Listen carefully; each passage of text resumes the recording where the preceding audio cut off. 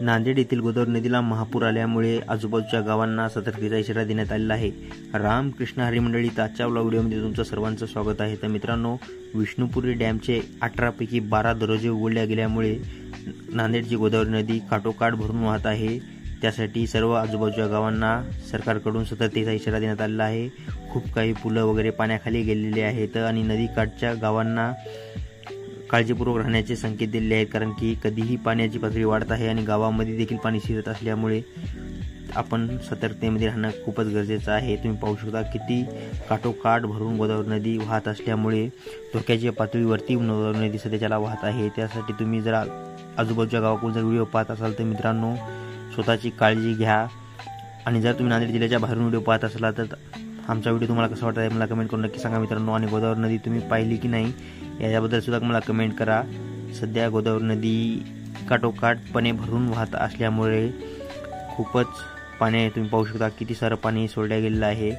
12 दरवाजे विष्णुपूरचे 10 ते 15 वर्षांमध्ये कधीही सोडले नव्हते, कारण की सध्या पाणी पातळी खूपच वाढल्या गेल्यामुळे नांदेड जिल्ह्यामध्ये ढगफुटी झाल्यामुळे असे दृश्य तुम्हाला पाहायला मिळत आहेत। तर व्हिडिओमध्ये तुम्ही पाहू शकता नांदेड जिल्ह्यामध्ये खूप जागी ढगफुटी झाली, त्यामध्ये गावांना गावं वाहून गेले आहेत, शेतांचं नुकसान झालेलं आहे आणि गोदावरी नदी किती काठोकाठ तुंबड भरून वाहत आहे, कारण की धोक्याच्या पातळीवरती वाहत उतरल्यामुळे सर्व नागरिकांना सतर्कतेचा इशारा सरकारकडून देण्यात आलेला आहे मित्रांनो।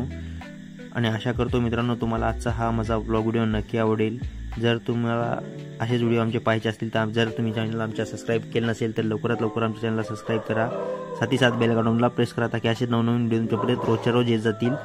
तर मित्रांनो, हे पाहू शकता तुम्ही पूर्णतः मी तुम्हाला झूम वगैरे करून सुद्धा दाखवत आहे किती सारं पाणी वाहत आहे गोदावरी नदीमध्ये।